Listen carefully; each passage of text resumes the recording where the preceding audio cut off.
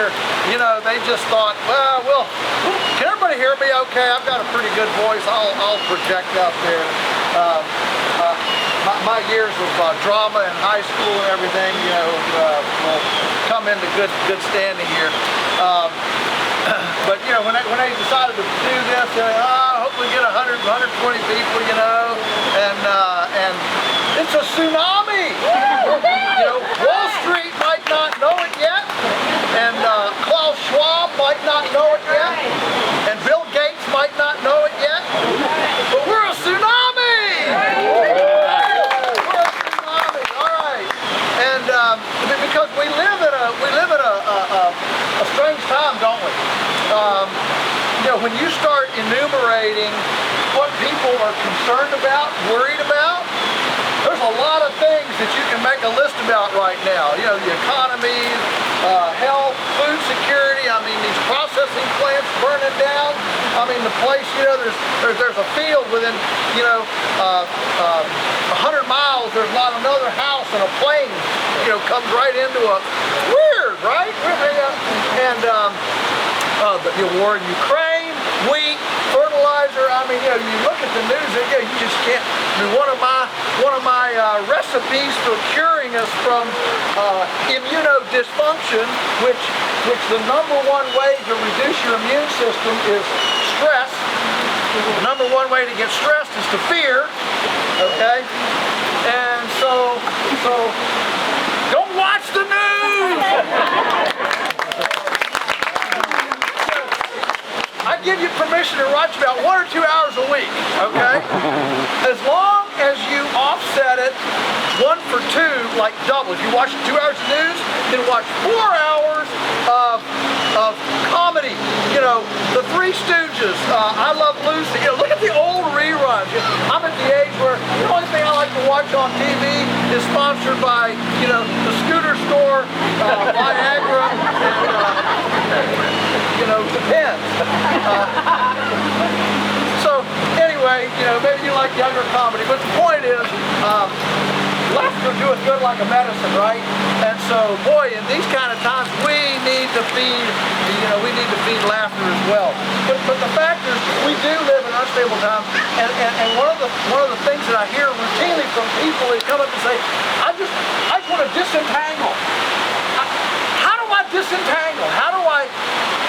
I don't trust the money anymore. I don't trust the banks anymore. I don't trust Wall Street anymore. I got money in a 401k. I got a health plan. I'm getting ready to. I mean, for me, you get all these. If you turn 65 and you get besieged with all these, going into Medicare deals. I'm not doing it because I don't want the government to tell me what kind of health care I'm going to get. Okay, so here I paid into it all my life. I ain't taking it. Okay. So here we are. We got this disentanglement thing. There's lots of things to be concerned about, and so I would like this, and right here at the outset, is to realize, we can sit here and we can complain about this, worry about that, but we need to take all that frustration and anger and whatever else negative emotion.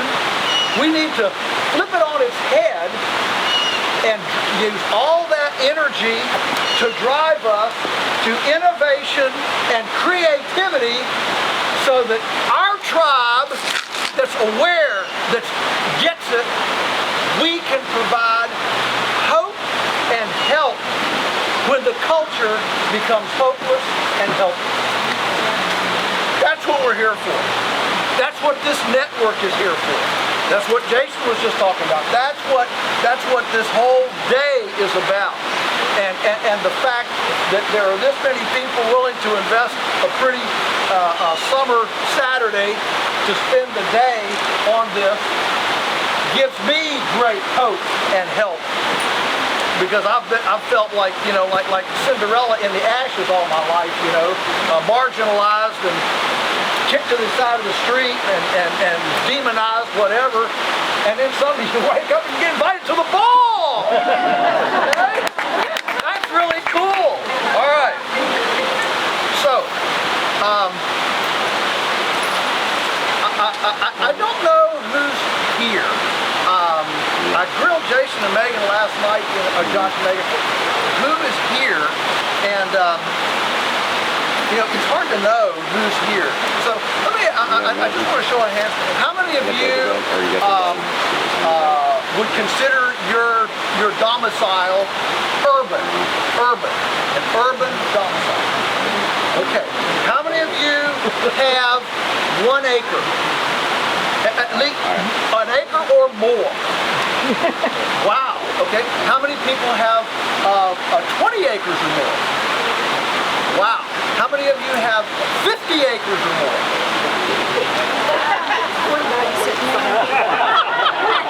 You're right there. Yeah, I'll let you in. I'll let you in. 49 is okay. 50. All right. Well, that's good for me to know because I was thinking it was going to be a little more urban. So I'm gonna go real fast over some of my urban stuff. How many of you have urban friends? Family, right? No, all of us do. Right? Okay. Suburban. Okay. All right. So let me go quickly over some things, and then we're going to go to. I think I'm going to put a little more time on Q&A because I just don't know where everybody is, and I want to be relevant. Let you own this. So I think resiliency, which is now the new word beyond efficiency, even in CEO corporate structure. Somebody just did a study on the British Parliament. Only in Britain would they do this. And they went back through 10 years of testimony in British Parliament and picked out how many times efficient or efficiency was used versus resilient and resiliency. What they found is that in 10 years, efficient and efficiency have dropped 50%, and resilient and resiliency have increased, have doubled, gone 100% up. And so that's good, because at the end of the day, I think everybody realizes if you don't survive, if you're not resilient enough to survive, there's nothing to be efficient about. First, you got to survive, right? And so I think resiliency starts in our head, and we need to really appreciate that. And I really appreciate you bringing out. You don't have to own land to be a homesteader. You don't have to. This is as much an attitudinal thing about unplugging from the orthodox commercialism and merchant. The Kardashians, okay? That's anything, all right? You don't need the latest designer this. You don't need the latest celebrity this. You don't need the latest gadget this, right? And it's attitude as much as anything. So I would say, first of all, we need an attitude of necessity. Whenever somebody complains about the price of good food, authentic food, say, okay, all right, let's go to your house. Here's what we're not going to find, right? All right, take me to your house. We're not going to find any high fructose corn syrup. We're not going to find tobacco. We're not going to find lottery tickets, Caribbean cruises, flat screen TVs, takeout boxes. That's expensive, All right. If you start going down this list, and you start realizing, wow. I know nobody here spends money on anything you don't need. All of us here, we only spend money on what we need. So let's talk about those people out there. Those. You got to be careful asking this. I was at University of Georgetown recently, speaking, and I asked this. I got a bunch of college kids. I said, and they came up with price. Nobody can afford your food. I said, can anybody tell me something that people spend money on they don't need? You got to be careful on a college asking. Kid yells out, underwear. No. Only on a college campus, they're going to yell that out. But the fact is, we all, don't we? If we look inside deep, we all have bought something in the last probably 24 hours we didn't really need, like a cup of coffee, right? And so, look, I'm not trying to get us all cultish here. Let's be honest with ourselves. Like the global warming freaks. If we really do only have 40 seasons left of harvest, like the most radicals say, you better quit taking your kids to soccer games. You better sell your car, right? I mean, if that were real, I mean, if you really believe that, and I'm not trying to get into a debate about that, I'm just saying, let's be real with ourselves, okay? You know, I'm quick to point out I'm a hypocrite. I like bananas. But you know, my first 4 years were in Venezuela. We had banana trees in the yard. So I'm stuck on bananas. I'm sorry. You know, I just like bananas. You know, it's those primal, let's invest in knowledge and skill and mastery. You know, you can take some of your time and money and invest it in a small engine repair course. Go learn some plumbing. Go learn some electrical. Learn how to weld. Do some woodworking things. You don't need to watch movies. You don't need to invest in the stock market. You know, put money in real, practical mastery of practical skills. We are lacking that in our culture today. Go to any of the trades. And this is the popularity of Mike Rowe, right? The dirty jobs thing. I mean, go to any dirty job today, and they're desperate for people. And if you read The Millionaire Next Door, you realize that those are the true millionaires. The white-collar folks are actually not the true millionaires.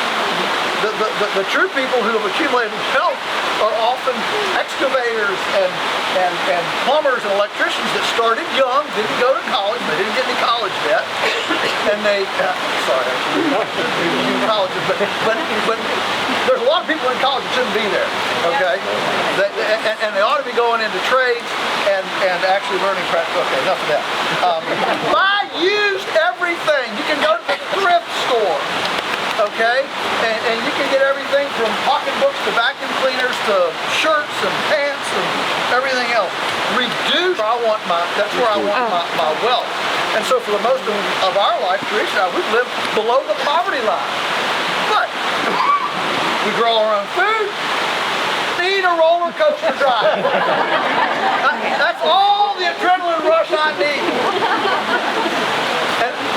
And look, you know, I'm not against art, but my goodness, a beautiful fall sunrise after Charlotte has woven her web in the pastures of, I mean, I get teary and chill bumps with the beauty of the dew speckled on the spider webs on the goldenrod and the blue weed, you know, those kind of leftover, maybe a few ragweed, some Queen Anne's lace, right? And those big old fall spider webs, and that sun comes to, man, it doesn't get any prettier than that. Or go out and clean up an old patch of multiflora rose and privet bush and barberry and restore order to a little quarter-acre patch of woodlot. Look back at that, man, that's as pretty as it gets. Okay, and so, or a beautiful garden, a bed of beautiful succulent tomatoes that you can pick off the tomato vine and the juice runs down your elbow. It's not a piece of cardboard from the supermarket that that was a bred cultivar forever, so it could withstand 1,500 miles of jostling in the back of a tractor trailer on the way to the supermarket. You can't get edible tomatoes in a supermarket, right? And so, that is beauty, and that can give us a great enjoyment. All right. So it's attitudinal as much as anything. Number two, we need to think about, first of all, urban options, because a lot of people live in urban sectors. So I'm just going to go again. I'm surprised at the lack of urban, but we need to think about urban. We need to make our urban sectors more livable, more, Cornell did a fascinating study about, 12, 15 years ago, and they asked the question, how far away does an urban sector have to go to feed itself? And what they found was that except for New York City and Los Angeles proper, except for those two places, every single city in America could feed itself completely within 50 miles of the city. Now, in 1946, the average morsel of food in America traveled 40 miles from farm to plate in 1946. I don't know if anybody here is alive in 1946. I don't think so. It's really funny to enter this phase in my life where I get to be the oldest guy in the room, you know. But there are people alive that were in 1946. I mean, like my mom, you know, she'll be 99 in December. She remembers very well 1940. Okay, it's not that long ago in the continuum of history. Today, the average morsel of food travels 1,500 miles. You know, in 1900, it took 1 calorie of energy to put a calorie of food on your plate. Today, it takes 15 calories to put a calorie of food on your plate. 4 of those are just in transportation. Okay, so we have nosedived our resilience and sustainability and become more dependent on non-real-time solar energy, on the technology. So here's some urban options, and I like to look at our urban customers. We've got a ton of them. I like to look at our urban customers. What we try to encourage them is to understand they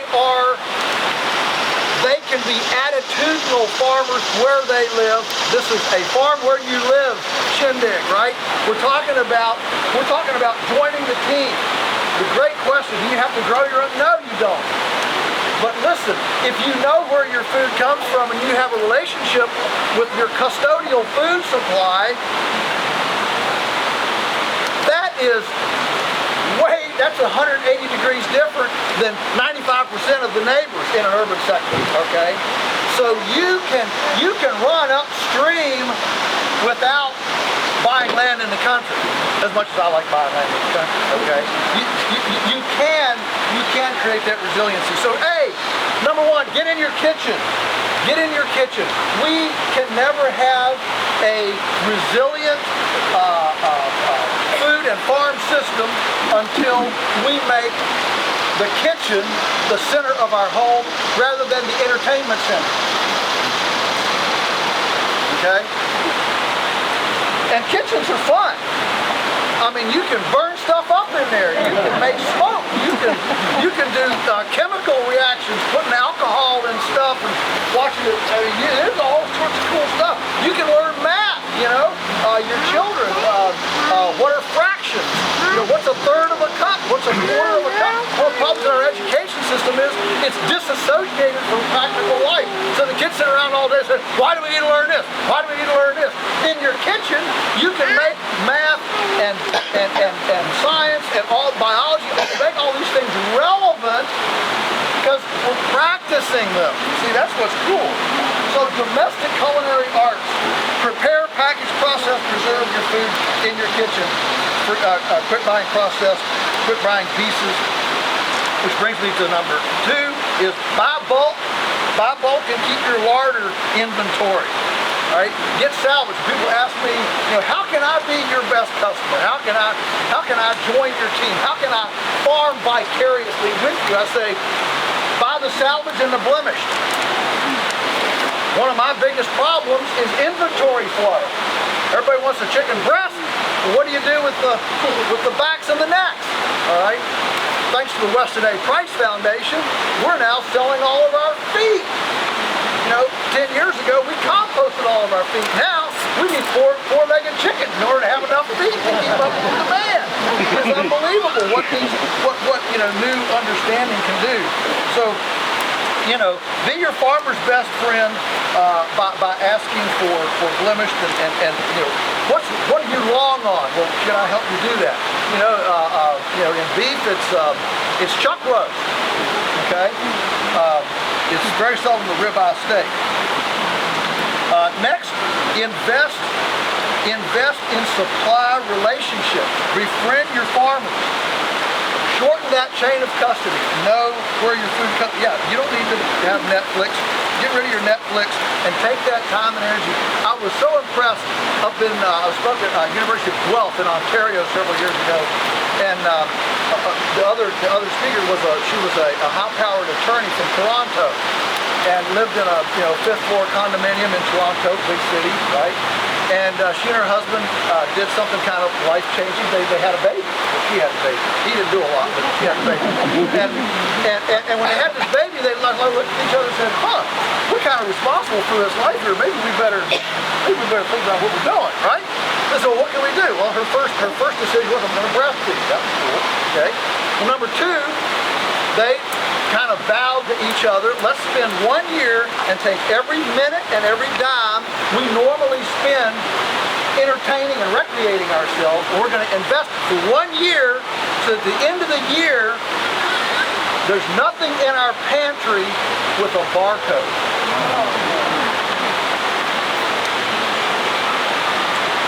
They did it. Now, this was done, I'm going back here about 15 years, it'd be a lot harder to do today, all right?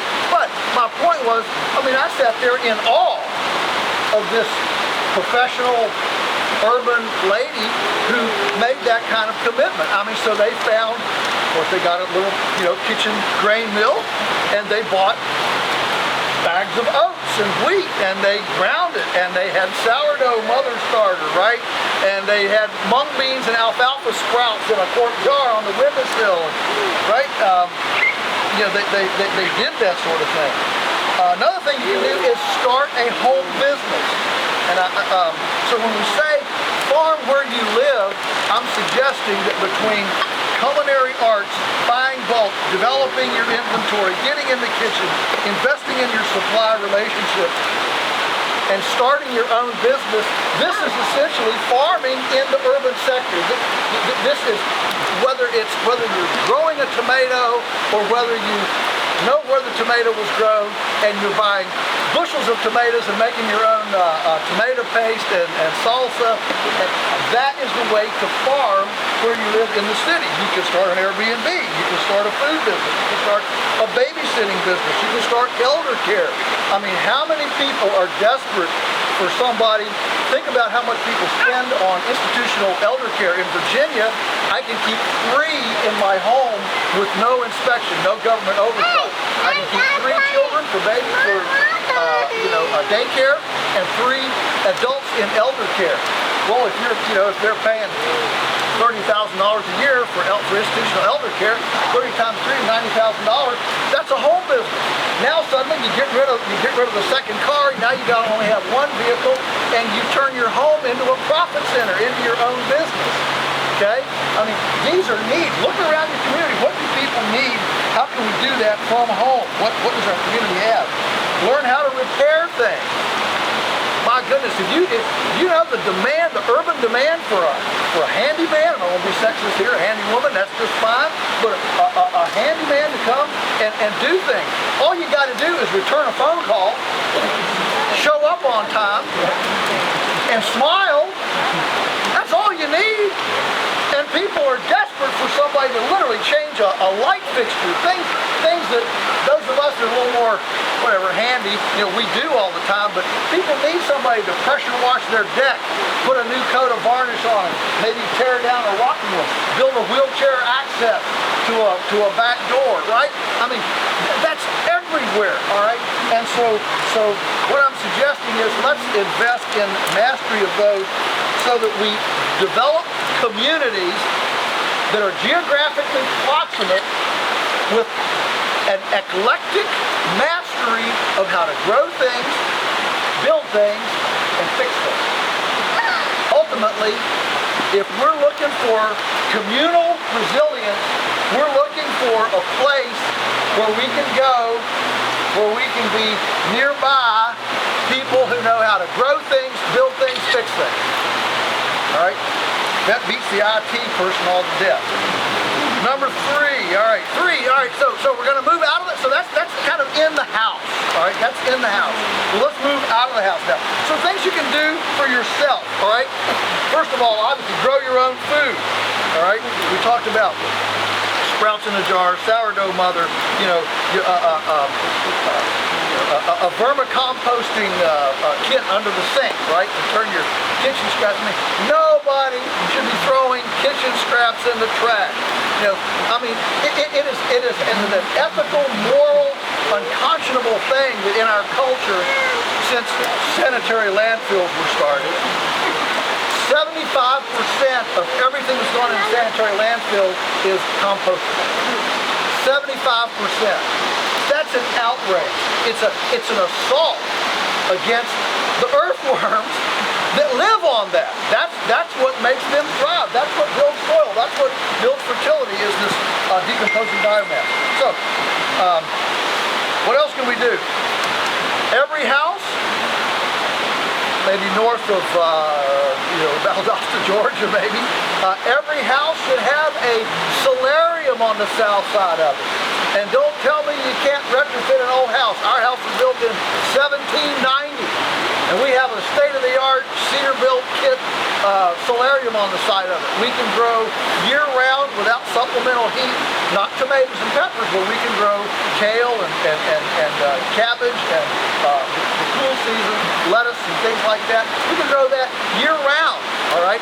I mean, if all the petroleum that's spent in 1 year transporting off-season greens to everything north of the tropics were put in southern-facing solariums on all our college buildings, our restaurants, our business buildings, our home buildings, all of that diesel fuel, trucking all that stuff could be eliminated, and it would all be home-centric, okay?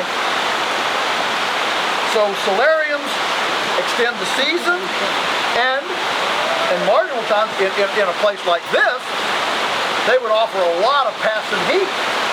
Because in a place like South Carolina, there's a lot of what we call shoulders of the season, where you need some heat, but in the day it kind of gets up to 65 and it gets warm, So you can capture that, and you can drop your heat, extend it. Intensive space utilization. I mean, there are now all sorts of cool pieces of infrastructure to grow things on your porch, your patio, your roof, hanging on the south side of your house. A lot of times we call them pot gardens. We're growing in, you can have pot garden too, that's fine. But in pots, okay, that's got container garden, all right? Think about all of your space that's around the house there. What the legal term is your curtilage, okay? It's the house and its immediate environs, okay? Think about the space that you can use there. Intensive space utilization. Water, all right? Right here in where we are, every house, every impermeable roof is generating close to 30 gallons per year of water. So if you have a 1,000 square foot house, which is a very, very small house, that's 30,000 gallons of water a year. It's a lot of water, okay? We can, with a little bit of plumbing finesse, we can convert all of our shower water and wash water into the toilet. 50% of all the water used in America goes down toilets. That should be second use water, okay? And that can be diverted. We can put a little barrel with a sump pump and run a second system back up so that our toilets get flushed with water that was already used once. There's no, your shower water is not that dirty, so it's not normal, okay? The sink that you brush your teeth in, okay, that water's not that dirty. Cisterns, we can put cisterns. We can bury cisterns. I'm still looking for the entrepreneur that does a turnkey business, goes into an urban sector. You pay them. You've got a package to offer. We'll put in a solarium, a gray water reclum, solar panel on the top, and a cistern. You can unplug your electricity, unplug all your utilities, grow most of your own food, and now you can, if the Russians hack the water district, you got water. And one of the most elegant water systems I ever saw was a guy in Missouri. He built a straw bale house. So they caught the water off the roof, went into a cistern. Because water just got, well, how do we get it? Where do we use it? So they had a couple of these IBC up in the attic, okay, perched right under the eaves. And so about every third day, about twice a week, he had a bicycle hooked up to a simple little pump, and in 5 minutes of pedaling, he could fill those totes from the cistern, and the water gravity fed to the hot water heater, the shower, the sink.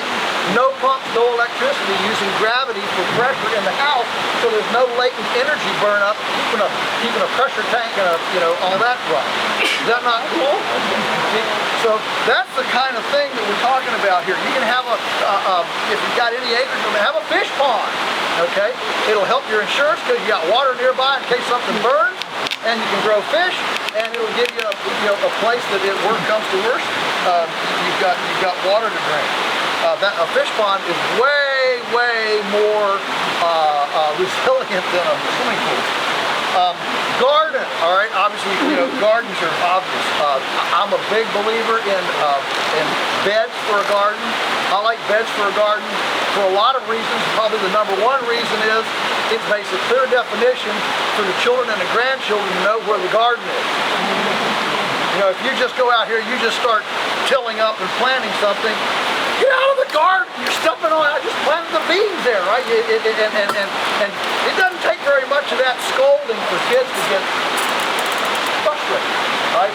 So we want child-friendly places. And so when we make beds, it's real obvious where the paths are, where the garden is. You can now get barrels, 55-gallon drums with pockets in the side for vertical production. And these PVC pipes with pockets in them, put them with compost. You can grow your herb garden hanging on your patio. I mean, the kind of stuff we have today is incredible. We have never had more cool, conducive infrastructure to be able to grow for ourselves than we have right now. Let's use it. These outfits, it's like my friend David Schaefer, who started Featherman Plucker, which makes little automatic feather pickers for backyard chicken processing. His dream is, I love it. He says these should be as popular as lawnmowers. I love it. It's not like if all of us start doing this, the economy shuts down. What happens is we start funneling money to a completely different channel, a completely different place than what we have now. So the rich people become people that make chicken pickers. The rich people become the ones that make pot gardens. And the rich people are the ones that make underground cisterns. Right now, you can go to Australia, and the price per gallon of cistern storage in Australia is a fourth what it is in America. A fourth. In America, it's almost $1 a gallon. So if you have a 30,000 gallon cistern, it'll be a $30,000 goods. Okay? In Australia, it's a quarter that. Why?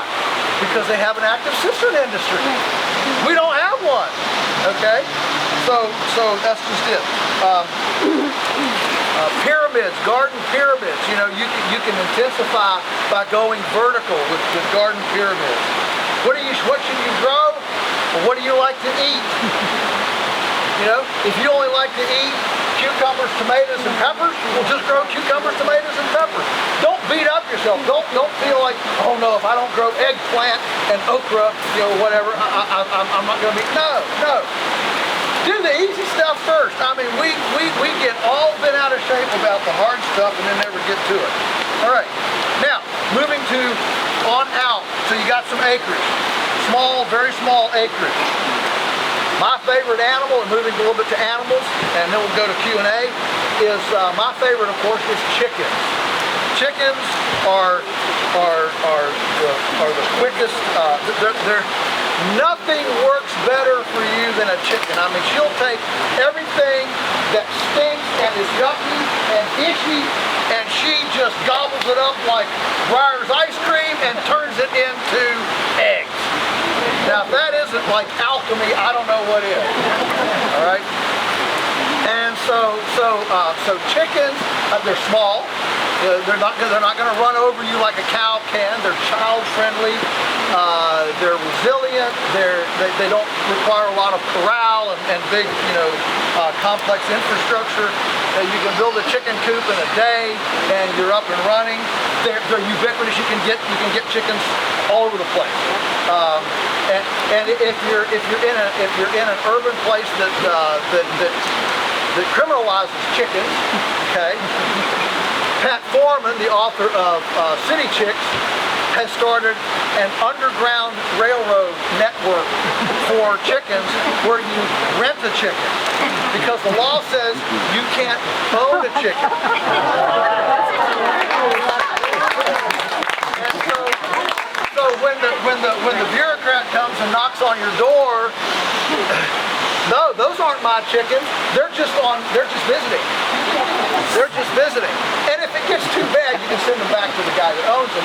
But the rented chicken thing is just clever as crud, and it basically creates this spot where we can.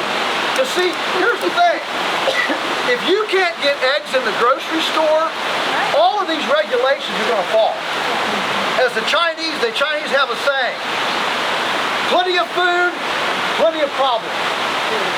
No food, one problem. That's a fantastic little saying, all right? And so realize, as crazy as things might be right now, and the impediments that are in the way, bureaucratically, psychologically, relationally, neighbor, family, all those impediments, they fall when people are hungry. When people are hungry, they don't care. They don't care if the T-bone steak was killed in an inspected facility or not.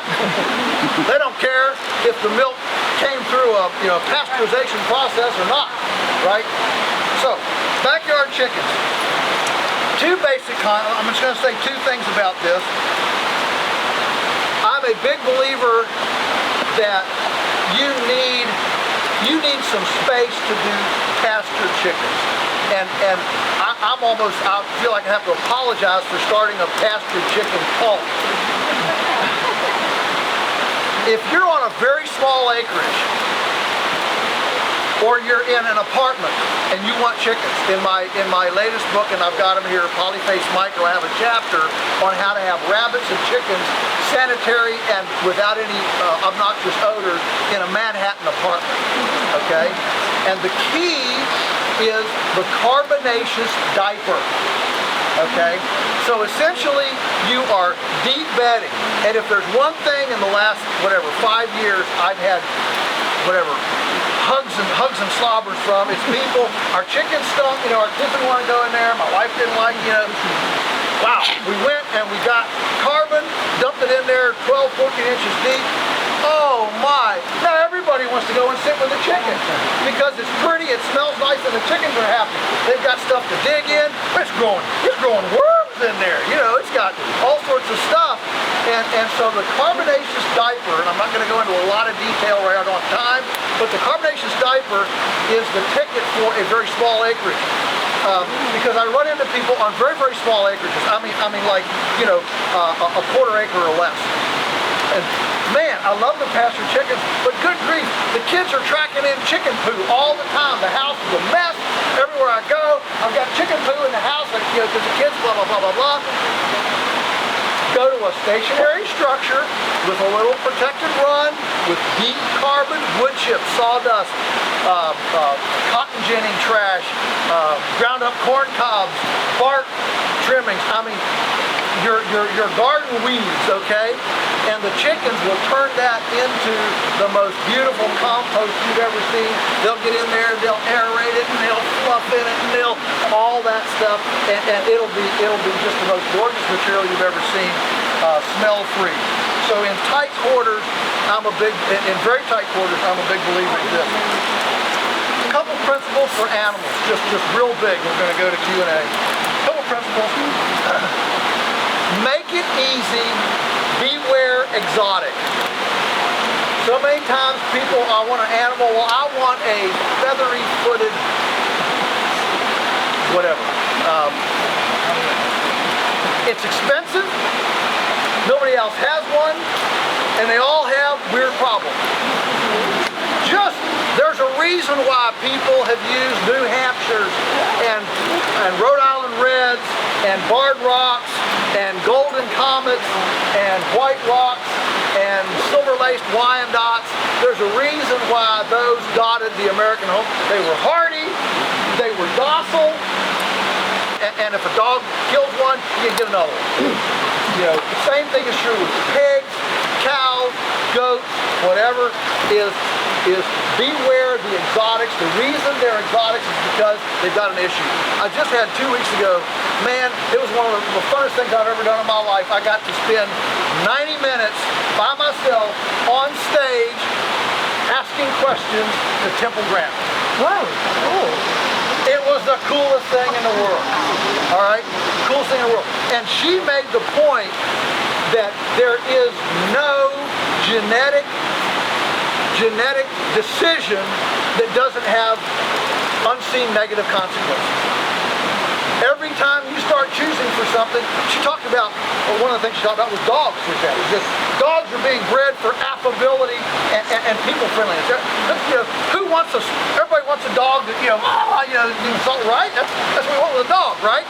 Well, the problem is, so we breed up this friendliness in dogs, this social genetic, and then we go to work all day and wonder why the dog tore up the house. You know, and she talked about, lameness in cows today. Big problem. Because we bred them so big, because we want to do what the processors want Duplos and not Legos.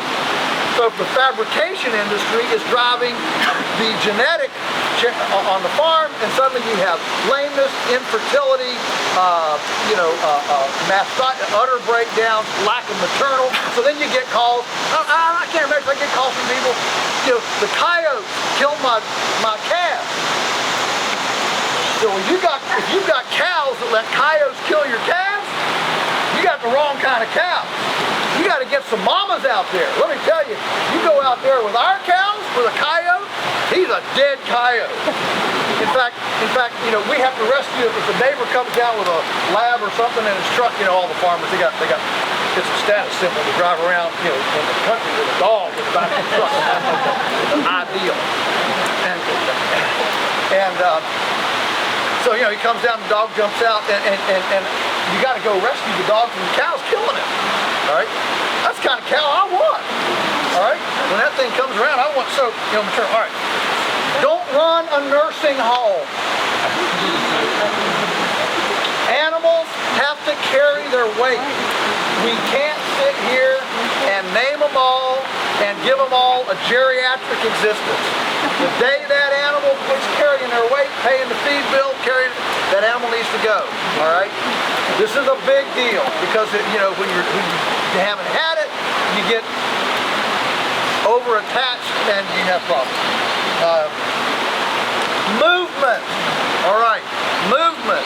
So move those animals so that they get multiple post-free periods. That's the way to sanitize and hygiene the landscape, is to make sure that area that they've been in is post-free several times a year for 21 to 30 days.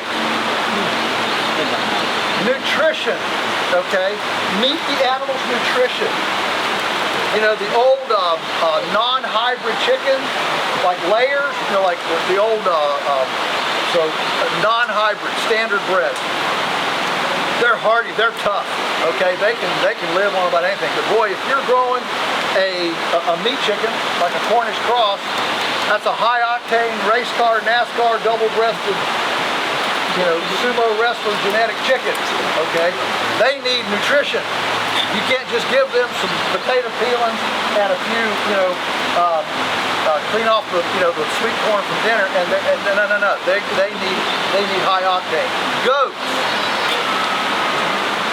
When people say, why don't you have goats? I say it's because we had goats.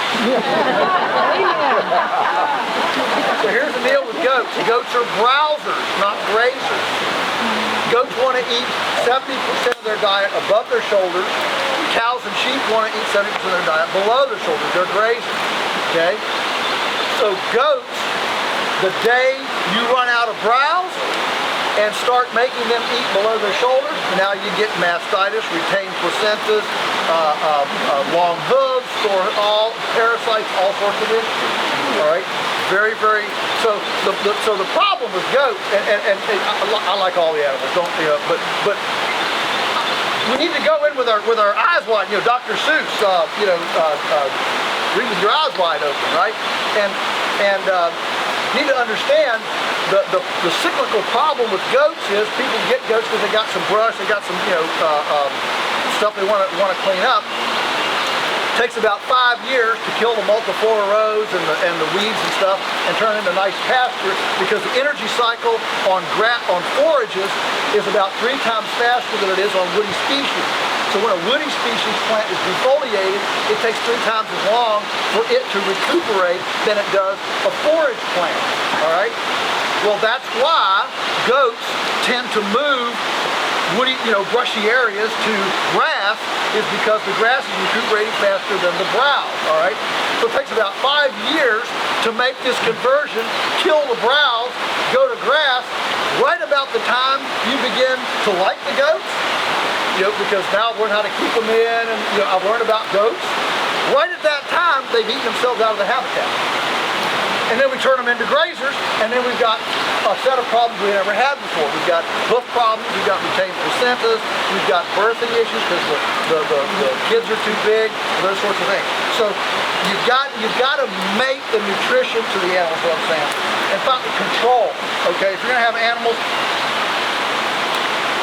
don't buy an animal until you can control them. My goodness, I wish I had a nickel for everybody. I got these 2 cows. They were so gentle at the farm. We brought them home. We opened the trailer gate, and we had a week with the sheriff's deputies and the state troopers and everybody else and all the neighbors trying to get them back in. Right? Get your corral, get your control, get your brooder built for your chicks, get that stuff. I mean, I had a guy, these chickens, these Cornish collies, they grow fast. I mean, you buy the chick, 8 weeks, they're ready to butcher. Well, 8 weeks, when you're ordering a picker and a scalder, for example, to get 100 chickens processed, you can't just, if you don't have that on hand before you buy the chicks, you're gonna be in trouble. So I had a guy typically, that did this. The stuff, he's not ready for it. The chickens get to be 10 weeks, then 11 weeks. You know what a 12-week Cornish cross is? I mean, they're humongous. He finally got them butchered at 12 weeks. I mean, they were like 9-pound carcasses. He was trying to sell them down at the farmer's market, and of course, he was trying to get a nice price. So he was artisanal, it was GMO-free, blah blah blah. So he was charging whatever it was, $4 a pound. Okay, and $4 times 9 pounds, like 36 bucks. I mean, it was just. People just wouldn't buy them because I'm not paying $36 for it. I mean, it was a lot of chicken, but it's a psychological thing, right? So you can't sell them. Now it gets down towards the Thanksgiving and the farmer's market's about to close. He gets desperate and says, I know what I'll do, I'll rename them. So he renamed them from chicken broilers, he renamed them to Holiday Giants chickens with cleavage. He sold them in a day. It's all in the messaging, the marketing, and the branding. Okay? All right? So get your control. Make sure you have your control in place before you turn out those animals, or your neighbors will hate you. And we don't need that. And finally, we'll go to Q&A, is a great place to mention this. A lot of times when we talk about our farming where you are, we miss the forest. And I think it's just reprehensible that when we live in these kind of forests, 98 of every 100 houses being built in this county are being built with lumber from British Columbia, shipped in here, and meanwhile farmers are desperate for an extra $1 a board foot for their lumber, and there's no market for it. Okay? So we need to think about our forests for firewood, for lumber, bandsaw mills.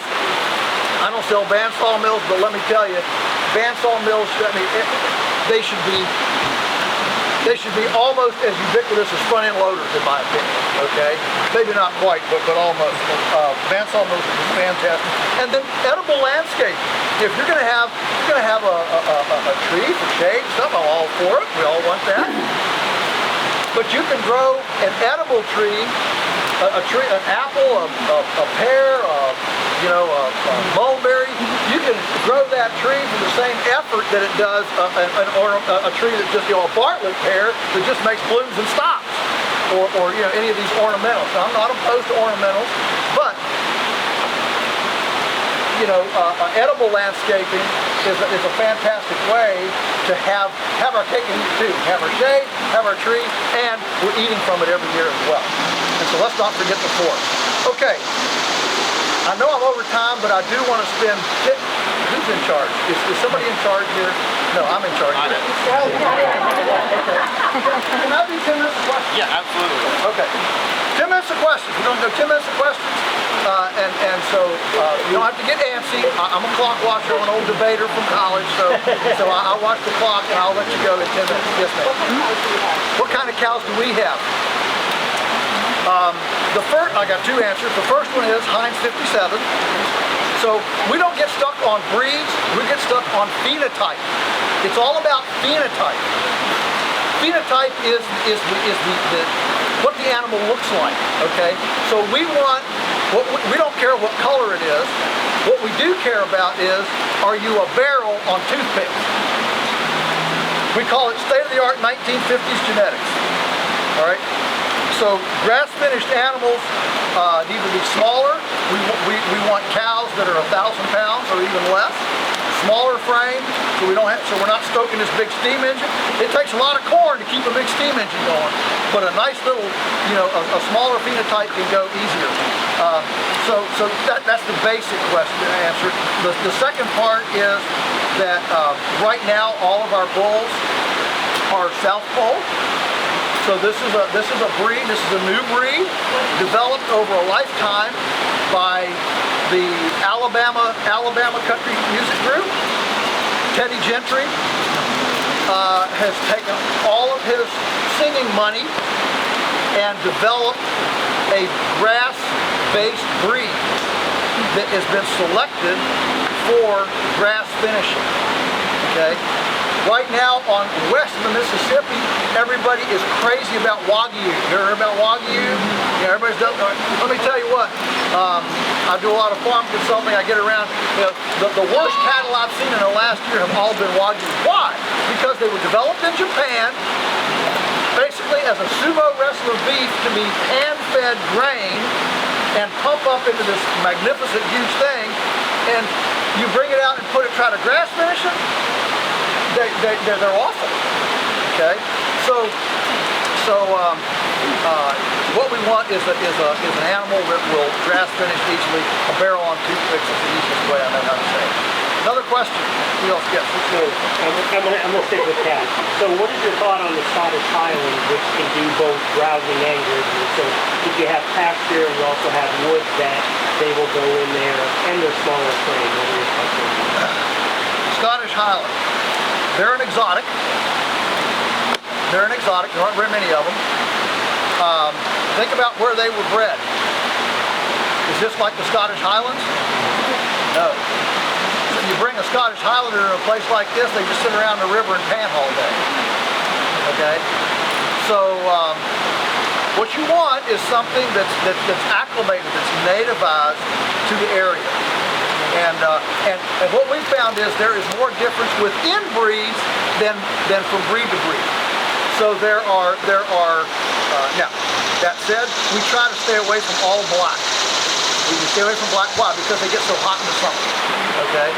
So other than that, we found there are red ones, tan ones, beige ones, coffee-colored ones that are heat resilient and heat resistant, and cold resilient and cold resistant. Okay, and so or cold susceptible, cold resistant. And so over time, what you're looking for is an animal that's adapted and acclimated. And that's one reason why all the animals have geographic names. Most of the breeds carry geographic names. Why? Because over the centuries, that was the phenotype and the kind of structure and character that worked in that area. And so what I would like us to see, rather than sitting here and worshiping, breeds from, across the globe that were developed in a certain spot and got a certain name, let's instead start developing a South Carolina adapted breed, a Kentucky adapted breed, okay, a Virginia, and in Virginia it would be, a west of Richmond and an east of Richmond, all right, I mean, right, and let's start creating lines that are actually adapted to our area, okay? Another question, don't be afraid, yes? With the increase in like food prices and stuff, do you have any growing concerns as far as like security on the homestead, like animal security, people wanting they might want your cow more than you want it, like any? Yeah, the question is with food security, with food issues, are we concerned about somebody coming in and taking an animal out of the field or whatever? A little, not much. I mean, we do have a pretty good arsenal. We are NRA members. Community, like I didn't know if there was any other. The main thing is we have community, and so we have people that watch out for each other and people that know what's going on. And so one of your best securities might be a community potluck a couple times a year. Knowing your neighbors and getting together with people. I mean, that's true wealth. That wealth will outlive Wall Street, okay? And so that's where we need to be, investing our stuff. And as far as, what if the wheels fall off? In the last year, I've had four billionaires, not millionaires, billionaires call me and say, can you help me develop an agrarian bunker for my family? Okay? This has never happened. These are new times. Like that. This is crazy. We've got customers asking, have you created a way for us to buy food insurance? We want first class. We don't want to be at the end of your line. If things go, and so we've done a lot of brainstorming on what does wheels fall off mean? What does, complete, whatever, Kevin Costner postman, what does that look like, right? And so where we've come to is, at the end of the day, we do what I've described here the best of our ability, because if it comes to that point, cities will all burn. It is so bad we can't even conceive what it would look like out the other side. And so we just don't dwell on that. We continue to work with what we've got, what we do, what we can, where we can, bloom where we're planted, and if it gets that bad, we'll take that as it comes. But at that point, the changes will be so massive that we can't even imagine what they'll be like. Great question. There was another question. Yes. Yeah, a little bit more practical. With pasturing pigs, when you're running paddocks, how many times do you run them through the paddocks before your silvo pastures are used? Yeah, so the pigs on silvo pasture, we run them through 3 times a year at a cumulative density of 10 pigs per year per acre. Okay? Now, we don't run them on an acre. We divide the acre in the smallest spot. We run them 35 to 50 in a group, and we leave them in there 5 to 12 days per rotation, but we don't do any more than 3 rotations in a season. Secondly, yearly, you just continue using those same paddocks? We've used the oldest ones now, over 30 years, every year, and every year it gets better and better and better. I just want to make sure that. Yeah. Time for one more question, we'll close. Yes, ma'am. This may not be the Better be a good one. I'm sorry. So, back to your guy before, putting food by. We got canning, we got freezing, we got freeze drying. Do you have above the ground vegetables? Do you have a thought? All the above. I mean, your highest risk is freezing, or if the power goes out, right? But your meat's going to be in the freezer probably. We can can meat. You can can, okay. We can meat. You can can venison. You can can any meat. So canning in fact, you can can apple pie. You can can almost anything. Now, the secret to meat, for those of you that are canning and you've never canned meat, because we didn't until Y2K. and then suddenly we canned a whole bunch. All right. I mean, we didn't go off the rails a lot, UK, but you know, there was enough there that you know, we might as well do a little bit. I think everybody should have 6 months worth of food in your house. I mean, Dave Ramsey talks about six months worth of money, right? Well, let's talk about 6 months worth of food, all right? Because we can't eat money. But if you've got water and you've got food, you can put on a bunch of blankets and eat. I mean, if it gets to that, we can't even imagine what coming out the other side will be. So the beauty of canning meat is that it doesn't take any power. So the secret is to never fill the jar more than an inch to the top. And when you do vegetables, you want to get everything in there. You pack it in there. But the meat, when you put it in the canner, it'll bubble, and you'll get some grease, some fats, right? And those will come up and steam into the ring, and then it won't seep. So you want to give yourself about an inch ahead on meat. But it'll can, and you can keep that for years. Wow. And it's already cooked. And you don't even have to, I mean, if you didn't have any power, you could just open a can and eat it cold, right? So, I mean, it'll be a lot better than shoe leather. So, you can do that. Okay, we're gonna close and continue the day. Now, may all of your carrots grow long and straight. May your radishes be large but not pithy. May tomato blossom end rot affect your Monsanto neighbor's tomatoes. May the coyotes be struck blind at your pastured chickens. May all of your culinary experiments be delectably palatable. May the rain fall gently on your fields, the wind be always at your back, your children rise and call you blessed, and may we all make our nest a more resilient place than we inherit. God bless you. Thank you for being here.